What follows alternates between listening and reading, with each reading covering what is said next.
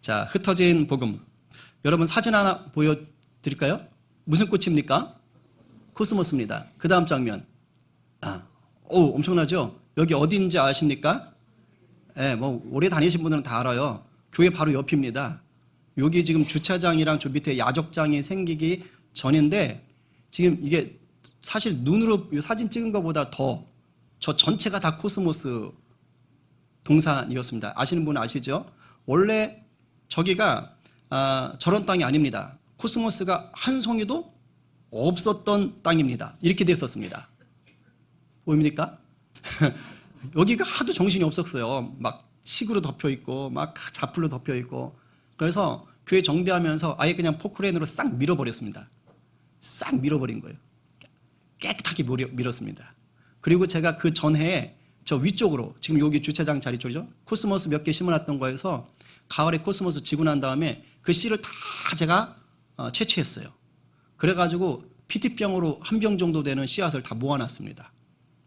그래가지고 그거 뭐죠? 이거 채로 다 걸러가지고 고이고이 간직해뒀다가 저렇게 만들어 놓고 그리고 나서 이제 다음에 뭐 한 거예요? 씨를 뿌렸던 거예요. 그죠? 그랬더니 그 앞에처럼 사진처럼 저렇게 꽃동산이 코스모스 동산이 된 겁니다. 여러분 제가 힘들게 코스모스 씨를 채취했다고 해서 이 소중한 것을 그리고 제가 그냥 피티병에 갖다 놓고 간직하고 있었다면 저렇게 코스모스 꽃동산이 될 수 있었을까요? 절대 안 되죠. 그죠? 그냥 저 땅은 또다시 칡으로 뒤덮이는 자풀로 뒤덮이는 아주 황무지 같은 그런 땅이 됩니다. 그런데 씨앗 입장에서 보면 뭡니까? 고이 안정감을 누리고 있는 피티병 속에 제 손이 강제적으로 침입을 해가지고 그죠? 쉽게 말하면 땅바닥에 버려준 거 아닙니까? 땅바닥에 막 흩어놓은 거예요. 그랬더니 그 씨가 뭐가 된 거예요? 꽃이 된 겁니다. 씨 자체로는요 절대 꽃이 될 수 없어요. 그 씨앗을 누군가에게 버림받고 흩어져야 그래야 땅에 처박혀야 그 씨는 꽃이 될 수 있는 것입니다. 여러분 우리 인생에도요 종종 이런 일들이 일어납니다. 우리는요 인생의 안정을 원합니다. 우리는 인생의 성공을 원합니다. 그렇죠? 그런데 이런 안정과 성공을 원하는 인생 속에 느닷없는 위기가 찾아옵니다. 직장에서 난 계속 다니고 싶은데 아니 그만 나와도 돼 하면서 나가라고 한다든가 아니면 느닷없이 큰 병이 찾아온다든가 하여튼 우리나라가 의료보험이 너무 잘 돼가지고 그냥 나이가 되면 알아서 계속 이렇게 뭐 찍어주고 하다 보니까 뭐가 보입니다. 뭐 발견됐습니다. 이렇게 해서 막 난감해. 그래서 어떤 분들은 아예 안 가시는 분들도 있어요. 하여튼 뭐 그런 일들도 있습니다.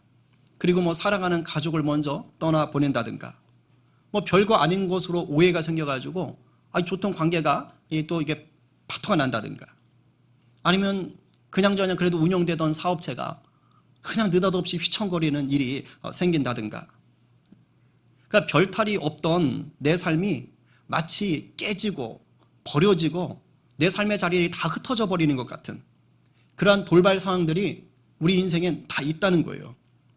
이럴 때 우리는 에라디야 기분 좋아서 춤을 춥니까? 아니면 낙심하게 됩니까? 낙심하게 되죠. 그리고 이런 상황을 보면서 우리는 이렇게 말을 합니다. 이건 성공이 아니고 실패야. 이건 기쁨이 아니고 슬픔이야. 이것은 감사가 아니고 저주야. 이것은 행복이 아니고 불행이야 라고 부릅니다. 근데 누가 봐도 그냥 세상적인 눈으로 보면 그래요. 세상 기준, 세상 시각은 불행이에요. 실패예요. 저주예요. 그렇게 보일 수 있습니다. 근데 잘 들으십시오. 예수 그리스도 안에서 믿음의 눈을 열면 세상 기준과 다르게 삶을 해석해낼 수 있습니다. 할렐루야? 아멘입니다. 나아가서 해석에 대한 문제가 아니라 이 믿음의 눈으로 삶을 해석해내면 세상 기준과 전혀 다른 복음의 삶을 살아낼 수가 있습니다. 그것은요, 내가 실패나 고난이나 이별이나 아픔이라고 하는 것들을 통과해야만 누릴 수 있는 은혜의 열매들이에요. 이런 것들을 통과하기 전에는 알 수 없는 신비입니다. 나는 원치 않았는데 내 삶에 찾아와 버린 이 불청객 같은 이 실패, 고난, 아픔, 이 이별과 같은 것들이 내가 그것을 믿음으로 통과했더니 그 안에 뭐가 보이는 거예요? 하나님의 섭리가 있고 놀라운 복음의 신비가 드러나게 되는 것입니다. 오늘 본문 속에서 우리가 이 복음의 놀라운 신비를 듣게 될 거예요. 절망과 실패처럼 보이는 환경 속에서 하나님이 어떻게 일하고 계신지를 오늘 여러분들이 듣게 됩니다. 듣는 것으로 끝나지 않기를 바랍니다. 이것이 여러분 개인에게 주시는 하나님의 말씀이 되어서 듣고 믿음으로 내딛게 되기를 간절히 축원합니다. 지난주 이야기까지가 뭡니까? 성령 충만한 스데반이 신성 모독이라는 누명을 쓰고요, 돌에 맞아 죽었습니다. 예수 믿는 기독교 역사 속에서 복음을 증거하다 순교한 첫 번째 사람이 된 거예요, 스데반이. 그때는 교회가 예루살렘에만 있어요. 예루살렘 초대교회에 큰 충격이 왔습니다. 스데반이 너무 귀한 사람이었어요. 히브리파 과부들과 헬라파 과부들 사이에 구제 문제가 갈등이 되었을 때, 그때 그 문제를 해결하려고 뽑았던 7사람 중에 반장격입니다. 그 문제를 아주 지혜롭게 풀어낸 듬직한 교회의 일꾼이에요. 그런데 봉사만 잘하는 게 아니라 이 스데반이요, 기적과 표적을 일으키는 거예요. 지혜와 성령의 힘을 가지고요, 특별히 자기와 같은 이 해외 출신인 이 유대인들에게 복음을 전하는 겁니다. 강력한 복음의 전도자였던 거예요. 그러니까 초대교회 예루살렘 교회로 보면 사도 베드로나 요한과 못지 않은 탁월한 영향력을 보여주던 영적인 리더였습니다. 그런 사람이 돌에 맞아 죽었어요. 생각이 좀 이렇게 그려지세요, 상황이? 여러분들이 만약에 이때 당시 초대교회의 성도였다면 여러분 기분이 어떨 것 같아요? 제가 이 아파트 가서 전도하다가 돌에 맞아 죽었다. 뭐 쌤통이다 이럴 분 없을 거 아니에요. 네? 좀 물어주실라나 모르겠네. 네? 큰 충격과 큰 슬픔이 찾아오지 않겠어요? 그런데 상황이 여기서 끝난 게 아니에요. 이 사건을 기점으로 오히려 큰 박해가 시작됩니다. 스데반의 돌 맞아 죽은 사건이 끝이 아니고 이게 시작이에요. 그리고 이 큰 박해에 앞장선 사람이 누구냐? 사울입니다. 스데반이 돌 맞아 죽던 자리에서 제일 먼저 돌을 던진 증인들의 옷을 맡아줬던 그 사람 말이에요. 이 사람이 제일 앞장서서 박해하는 거예요. 우리가 알다시피 이 사울이 나중에 사도 바울로 불리잖아요. 근데 아직은 예수님을 만나기 전이에요. 그래서 스데반이 신성 모독죄로 죽은 것에 대해서 당연하지 라고 생각하고 있던 사람입니다. 지금 그런 분위기예요. 1절부터 3절까지를 다시 읽어봅니다. 시작. 사울은 그가 죽임당함을 마땅히 여기더라. 그날에 예루살렘에 있는 교회에 큰 박해가 있어 사도 외에는 다 유대와 사마리아 모든 땅으로 흩어지니라. 경건한 사람들이 스데반을 장사하고 위하여 크게 울더라. 사울이 교회를 잔멸할세 각 집에 들어가 남녀를 끌어다가 옥에 넘기니라. 아멘. 지금 믿음의 공동체가 스데반을 장사하면서 어떻게 했다고요? 크게 울었대요. 울 수밖에 없지.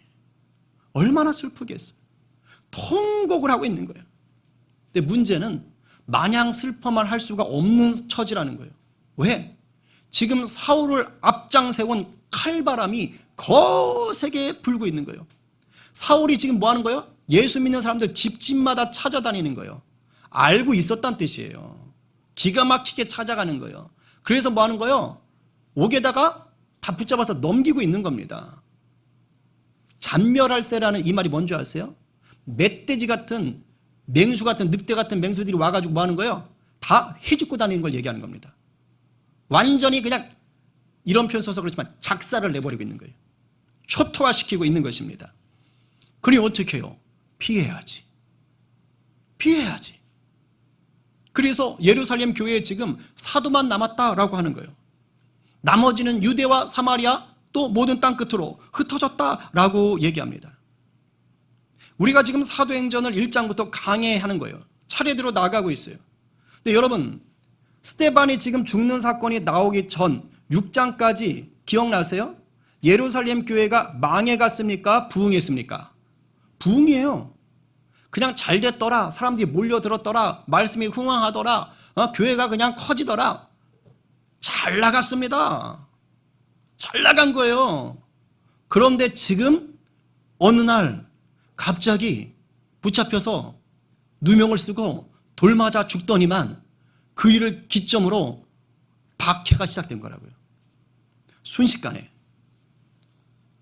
충격과 공포와 위기가 닥친 거죠.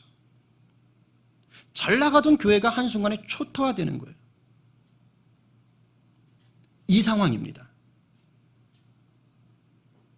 이런 비극적인 상황인데요.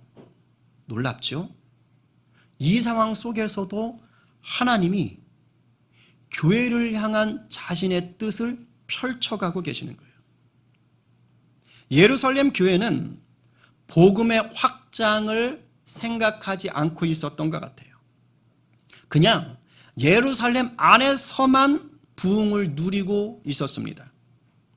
어쩌면 그냥 예루살렘 안에서의 부흥을 안주하고 있었는지도 모르겠어요. 그런데 얼마 전에 예수님께서 부활하신 후에 하늘로 올라가실 때 제자들에게 유언처럼 남긴 사명이 있습니다. 그게 뭐냐면 복음의 확장이었어요. 우리가 너무 잘 아는 말씀이죠. 외우는 분은 외우시고 외우고 싶은 분은 읽어보시기 바랍니다. 자, 1장 8절 시작. 오직 성령이 너희에게 임하시면 너희가 권능을 받고 예루살렘과 온 유대와 사마리아와 땅끝까지 이르러 내 증인이 되리라 하시니라. 아멘. 자, 1장 8절입니다. 오순절 성령이 이미 임했습니다. 그리고 권능을 받았습니다. 그리고 예루살렘 교회는 계속해서 말씀으로 부흥되어 왔습니다. 자, 그러면 저 말씀대로라면 이제 어떻게 해야 되는 거예요? 어디로 가야 돼요? 유대로 사마리아로 막 나가야 되는 거 아닙니까? 그런데 그렇게 하지를 않았습니다. 모르겠어요. 어쩌면 주여 아직 예루살렘 교회 우리 교회가 10만 명 성도가 채워지지 않았습니다. 학자들은 많으면 한 2만 명 정도 될 거라고 보는데 아직 안 됐습니다. 10만 명 채워지면 그때 넘어갈게요. 이러고 있는지 모르겠어요. 마치 우리 교회가 전도 선교 안 해. 그냥 우리 교회 성도 100명 넘으면 그때 한번 나가보겠습니다. 이러고 있는 거하고 똑같은 것이죠. 그런데 우리 주님께서는 그런 걸 원하신 게 아니었습니다. 우리 주님은 예루살렘에서 성령을 받았으니 어떻게 하라고요? 유대와 사마리아 땅끝까지 뭐하라? 흩어져라. 나가라는 거예요. 나가라는 거예요. 예루살렘의 부흥은 부흥대로 맛보고 동시에 뭐하라고요? 나가라고요. 흩어지라고요. 여기에만 머물지 말라고요. 예수님이 원하시는 것이 바로 그거예요. 그런데 예루살렘 교회는 자기 스스로 그 하나님의 명령을 말하는 그 때를 만들어내지 못하고 있었던 거예요. 그러자 주님께서 어떻게 하십니까? 큰 박해의 때를 말씀을 성취하는 때로 사용하시는 거예요. 주님이 박해를 주셨다 이거 아닙니다. 그거 아니에요. 그렇죠? 박해가 일어난 거예요. 근데 우리 주님은 그 때를 뭘로 쓰시는 거예요? 주님이 예약하신, 주님이 명령하신 그 말씀이 이루어지는 상황으로 카이로스로 바꿔놓으시는 겁니다. 할렐루야. 1절 하반절에 유대와 사마리아 모든 땅으로 뭐 했다? 흩어지니라 적었죠. 여러분 그냥 우리가 아무 지식 없이 큰 박해가 있어서 사도 외에는 다 유대와 사마리아 모든 땅으로 흩어졌다라고 읽으면 어떤 느낌으로 다가옵니까? 그냥 죽음을 피해서 도망갔구나. 어쩌면 우왕장하면서 부랴부랴 도망갔을 수도 있겠구나 라고 읽혀져요. 그게 당연한 겁니다. 그런데요, 저 흩어지니라 라는 헬라어, 신약 성경을 쓴 헬라어 원어 뜻을 보면요, 그런 뜻이 아닙니다. 저 흩어지니라 라는 말 속에는요, 농부가 씨앗을 두루두루 고루고루 뿌리다 라는 뜻이 있어요. 이렇게 흩어서 뿌리잖아요. 그걸 얘기하는 겁니다. 제가 아까 코스모스 보여줬죠? 제가 1.5리터 팩에 가득 모아놨던 그 씨앗들을 흩어서 뿌렸습니다. 그런데 개념 없이 아무렇게나 무작정 뿌렸을까요? 얼굴이 그래 보입니까? 제가 그냥 우리 교회 본당에도 뿌리고, 이 앞에 아스팔트 주차장에도 뿌리고, 예? 요 위치 권사님 때도 뿌리고, 저 골프장 생기기 전에 저 맞은편 산에도 뿌리고 막 이랬을 것 같으세요? 얼굴이 그런 면상이 아니잖아요. 제가 아주 치열하고 집요하잖아요. 그죠? 딱 포크레인으로 깎아놓은 저 경사지에만 뿌렸습니다. 그것도 고루고루. 행여나 길 밖으로 나갈까봐 그쪽에서는 아예 길 쪽에서 뿌렸습니다. 못 나가게 하려고. 이겁니다. 농부가 전략적으로, 의도적으로 뿌려야 할 곳에 뿌렸다라는 것이에요. 8장 1절에서 흩어졌다라는 것이 이겁니다. 외형적으로는 도망간 것 같아요. 그러나 주님은 그것까지도 말씀을 성취하는 통로로 주님이 주권적으로 사용하셨다는 거예요. 그래서 그냥 흩어졌다라고 말해도 되는데 그 앞에 구태여 사도행전 1장 8절에서 얘기했던 지명을 그대로 컨트롤 C, 컨트롤 V 격으로 갖다 박아놨어요. 8장 1절에서 유대와 사마리아 모든 땅으로 아까 뭐 했다고요? 흩어졌다고요. 네, 사도행전 1장 8절에서 뭐예요? 유대와 사마리아 땅끝까지 이르러 뭐가 된다고요? 내 증인이 되리라. 여러분, 이거 놀라운 거예요.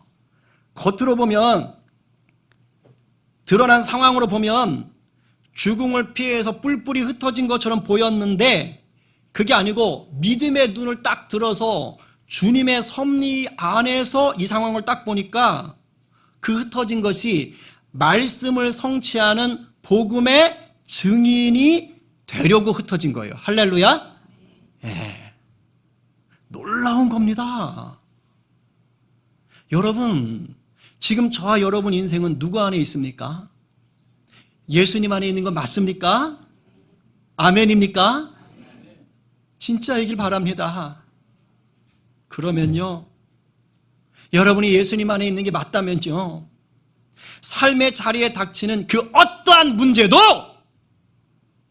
하나님의 섭리 안에 있음을 믿으시기 바랍니다.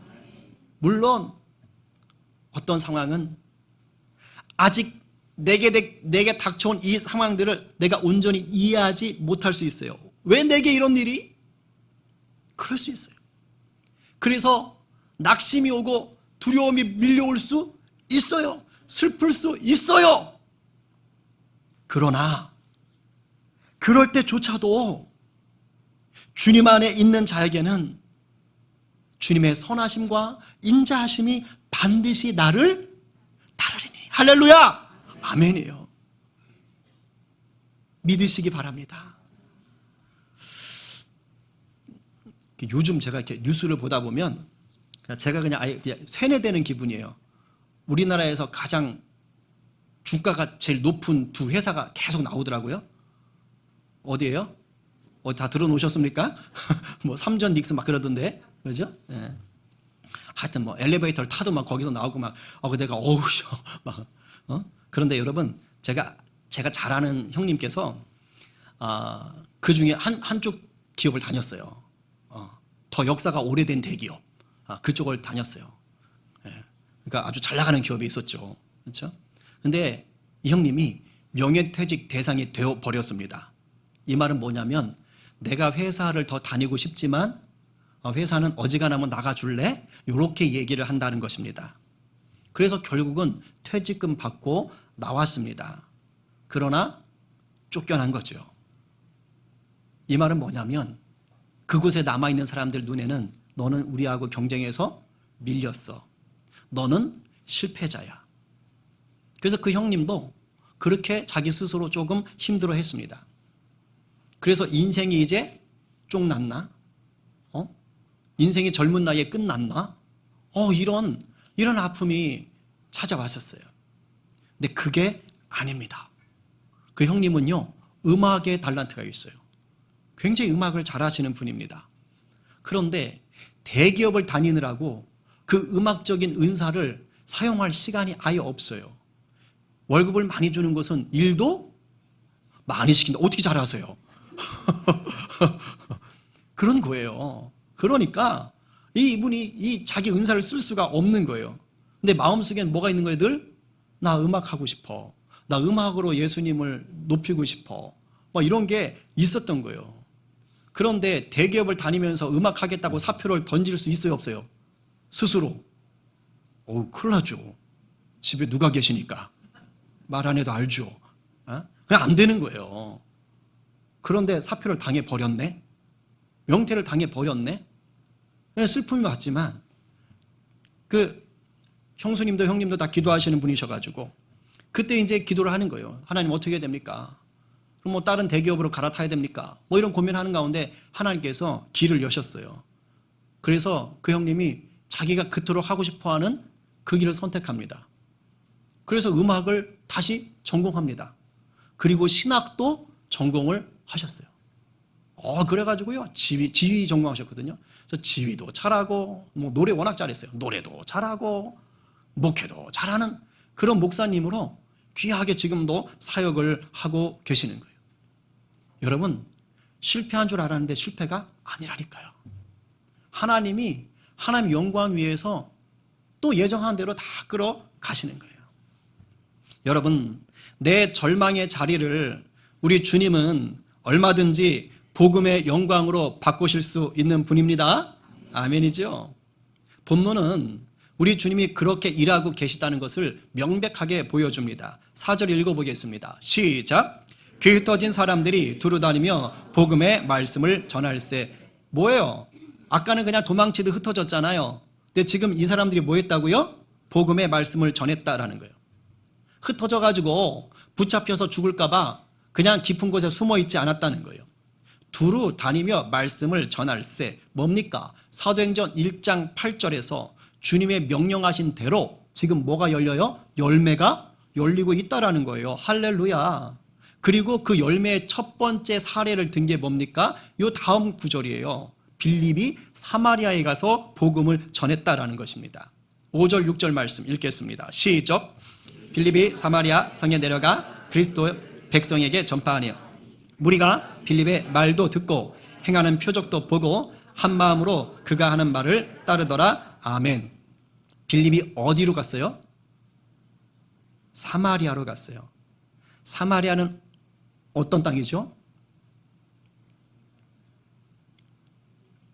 자, 솔로몬 이후로 이스라엘이 어떻게 됩니까? 두 쪽이 나죠. 남쪽과 북쪽으로 갈라집니다. 그리고 사마리아는 북이스라엘에 있어요. 즉 사마리아 하면 북이스라엘, 북이스라엘 하면 사마리아, 이렇게 생각하시면 됩니다. 그러니까 그렇게 찢어져 있는 거예요 지금. 그리고 남쪽은 남유다라고 했습니다. 그런데 남쪽에 있던 사람들이 이 북쪽 땅을 좋아했어요? 싫어했어요? 싫어했어요. 경멸했습니다. 그러다가 BC 721년 또는 722년에 아수르가 북쪽 이스라엘을 멸망시킵니다. 나라가 없어지는 거예요 먼저. 그러면서 아수르가 어떻게 했냐면 자기 아수르 제국에 있던 이방 외국인들을 그 북이스라엘로 이주시켜버립니다. 그리고 북이스라엘에 있던 사람들은 또 붙잡아서 흩어버리고. 그러니까 외국인들이 그 땅에 들어왔으니까 자연스럽게 시간이 지나가면서 북이스라엘 속에 살던 사람들과 외국인들이 결혼할 거 아니에요. 혼혈들이 생기는 거예요. 그러면서 더더욱 싫어하는 거예요. 왜? 율법에는 이방인과 결혼하지 말라고 했거든. 근데 이방인들하고 결혼을 한 거예요. 그러니까 남쪽에서는 저런 변절자들, 저런 더러운 것들 하면서 막 욕을 하는 겁니다. 그런데 하나님의 마음속에는 뭐가 있냐? 내가 저 북쪽을 회복하고 다시 남쪽과 하나 되게 할 것이다 라는 꿈이 있는 거예요. 이게 하나님의 꿈입니다. 그래서 하나님이 구약에 나오는 선지자들에게 뭐 하냐면 내가 이 꿈을 꾸고 있어. 내가 언젠가는 이 일을 이룰 거야 라고 예언하게 합니다. 그 중에 대표적인 것이 에스겔이라는 선지자가 두 막대기 예언을 합니다. 이런 내용입니다. 읽어볼까요? 시작. 너는 막대기 하나를 가져다가 그 위에 유다와 그 짝 이스라엘 자손이라 쓰고 또 다른 막대기 하나를 가지고 그 위에 에브라임의 막대기 곧 요셉과 그 짝 이스라엘 온 족속이라 쓰고 그 막대기들을 서로 합하여 하나가 되게 하라. 내 손에서 둘이 하나가 되리라. 아멘. 하나는 남유다, 하나는 북이스라엘. 그래서 그 두 개를 딱 붙여놓고 하나가 될 것이다 라고 얘기하신 거예요. 하나님의 꿈이고 하나님이 계획하신 일입니다. 그러면 하나님이 이루실까요? 안 이루실까요? 이루시죠. 누굴 통해서? 하나님의 사람들을 통해서, 꿈꾸는 사람들을 통해서 이루시는 거예요. 그런데 이 일을 예수님이 먼저 씨앗을 뿌리십니다. 계속 갈라져 있었어요. 역사 속에서 계속 갈라지고 지금 이 빌립이 있는 이 시대까지도 갈라진 채 있는 거예요. 싫어하는 거예요, 그 땅을. 그런데 빌립이 복음을 전하기 전에 예수님이 오셨을 때 이미 예수님이 하나 되게 하시는 씨앗을 뿌려 두십니다. 그게 요한복음 4장에 보면 사마리아 여인을 만나는 장면이에요. 수가성. 원래 남유다 유대인들은요, 갈릴리에서 예루살렘을 오갈 때 사마리아로 돌아가지 않아요. 왜? 더러운 땅이니까. 돌아가야 되는 거예요. 근데 예수님이 일부러 사마리아로 갑니다. 왜? 수가성 여인을 만나려고요. 그런데 단순히 그 여인을 만나는 게 아닌 거예요. 예수님이 씨앗을 심어 놓는 거예요. 그래서 그 여인을 만나가지고 예배에 대해서 얘기하죠. 그리심산이냐 예루살렘이냐? 아니야, 다 그런 거 아니야. 참된 예배는 그런 게 아니야 라고 하면서 진짜 예배가 무엇인지를 가르쳐 주죠. 영과 진리로 예배하는 건 말이지. 그러면서 예수님이 그 사마리아 여자에게 이렇게 말을 하십니다. 23절에 보니까 아버지께 참되게 예배하는 자들은 영과 진리로 예배할 때가 왔다 오나니. 그런데 그때가 언제다? 이때다. 아버지께서는 자기에게 이렇게 예배하는 자들을 뭐한다? 찾으시니라. 여기서 이때다 라고 얘기한 건 지금 수가성 여인에게 here now, 여기야, 지금 여기, 당장, 이런 개념이 아닙니다. 그것도 맞는데 여기서 이때다라는 건 뭐냐면 예수 그리스도가 오심으로 시작된 때라는 거예요. 이걸 어려운 말로 종말론적이라는 표현이에요. 예수님이 오셔서 마지막 때에 하나님의 뜻을 성취하신다라는 거예요. 그러니까 예수 그리스도를 믿고 그 이름을 의지하여 예배하면 그게 진짜 예배야. 예루살렘 아니야. 그리심산 아니야. 장소 상관 없어. 이제는 예수님을 통해서 이 예배가 시작됐어.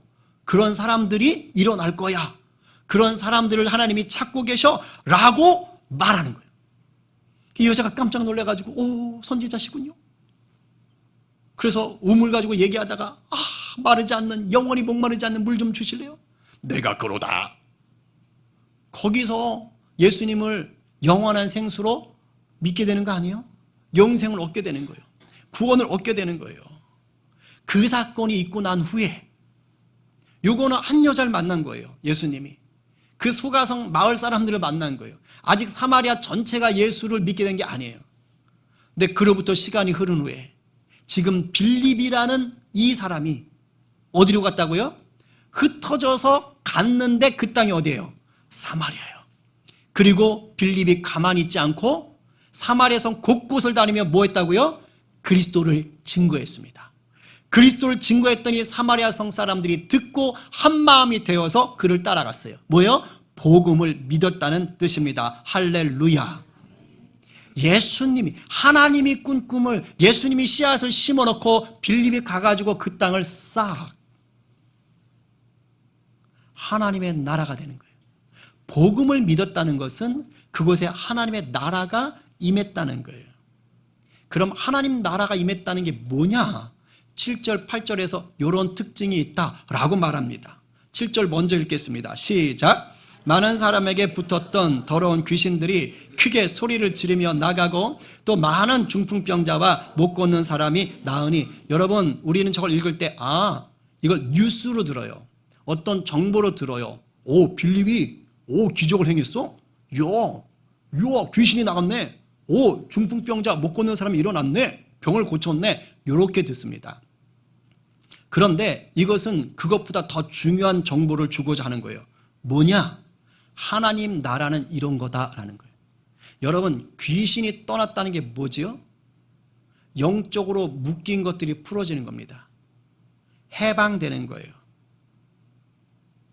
하나님 안에서의 자유를 맛본 것입니다. 할렐루야. 여러분, 귀신에 묶인다는 게요, 그냥 꼭 이상한 얘기하고 막 눈이 뒤집히고 거품을 물어야 되고, 표현해 주고 싶네. 예? 그래야지 많이 귀신이 들리는 것이 아닙니다. 하나님의 말씀과 하나님의 영에 이끌려가는 것이 아니라 내가 그 무언가에 계속 질질 끌려가고 있다면 다 영적으로는 귀신 들린 것과 똑같은 거예요. 싫은데도 질질 끌려다니고 있다. 100%입니다. 중독이 대표적인 겁니다. 근데 이런 것들이 뭐 하는 거예요? 다 끊어져 나가는 거예요. 하나님의 은혜가 임하는 것입니다. 이것을요, 예수님이 말씀해 주셨어요. 예수님이. 내가 하나님의 성령을 힘입어 귀신을 쫓아내는 것이면 무엇이? 하나님의 나라가 이미 너희에게 임하였느니라. 참된 자유가 임했다라는 것이요. 또 하나, 중풍병자와 못 걷는 자가 나았다 그랬잖아요. 이것도 하나님 나라가 임했다는 것을 보여주는 특징 중에 하나입니다. 이사야에 보면 하나님께서 마지막 날의 종말에 하나님 나라가 임할 때 일어날 일들에 대해서 예언합니다. 그 중에 이런 구절이 있습니다. 그때 맹인의 눈이 밝을 것이며 못 듣는 사람의 귀가 열릴 것이며 그때 저는 자는 사슴같이 뛸 것이며 못 걷는 자들이 뛰게 된다는 거예요. 말 못하는 자의 혀는 노래하리니 할렐루야. 그런데 지금 못 걷는 자, 중풍병자도 못 걷지요? 그러니까 중풍병자도 못 걷고 못 걷는 자도 못 걷는데 다 일어나더라는 거예요. 이사야에서 예언되어진 하나님의 나라가 지금 뭐 했다는 거예요? 성취되었다. 어디에? 경멸의 땅 사마리아에. 예수 그리스도를 통한 하나님의 나라가 시작됐네. 우리 주님의 능력이 를 보여주는 증거입니다. 증거.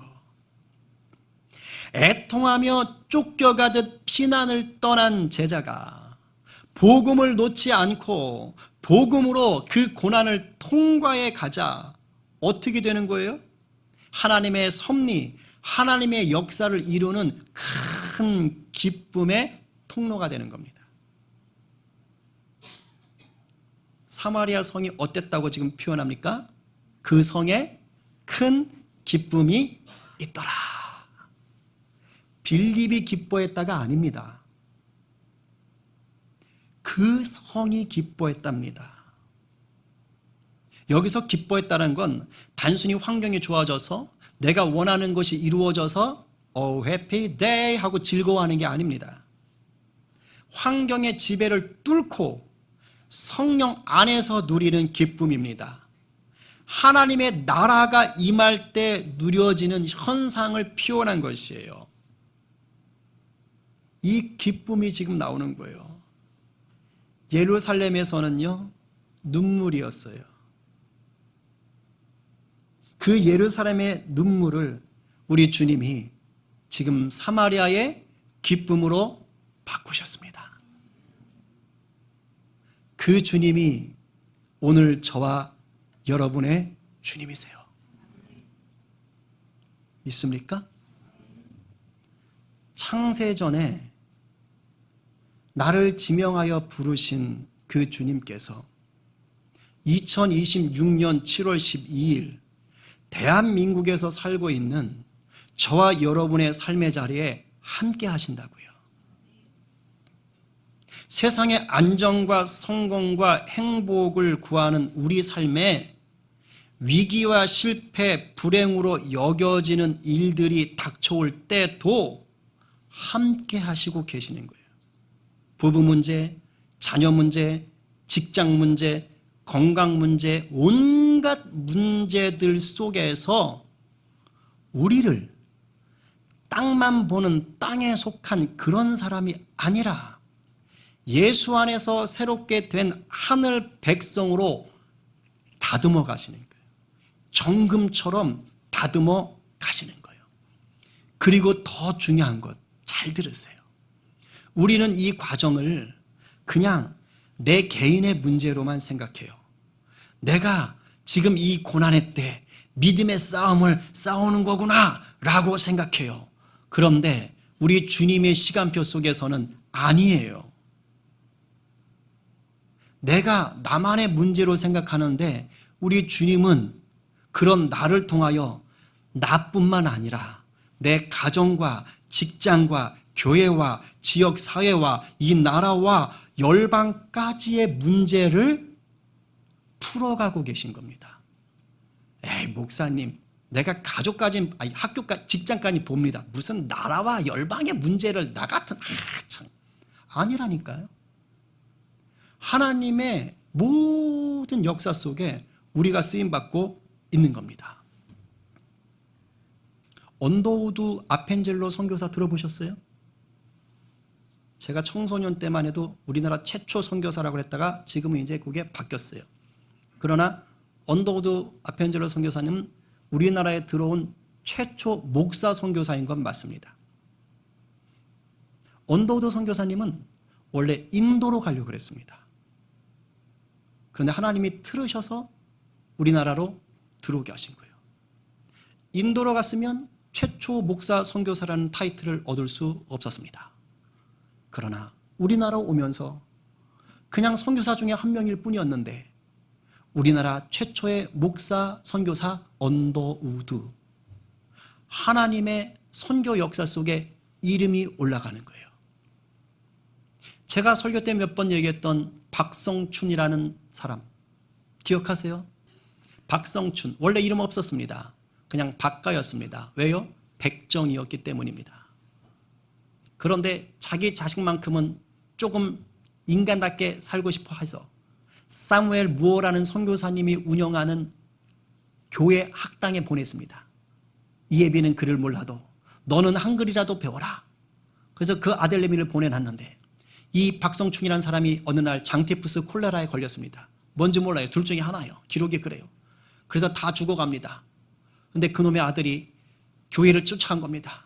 선교사님, 우리 아빠 죽어가요. 살려주세요. 그랬더니 지금 백정도 서러운데 콜레라 장티푸스에 걸려서 죽게 되는 돌발 상황, 위기가 찾아온 거예요. 하나님이 어떻게 일어나는지 보세요. 그 아들내미를 교회에 보내놨잖아요.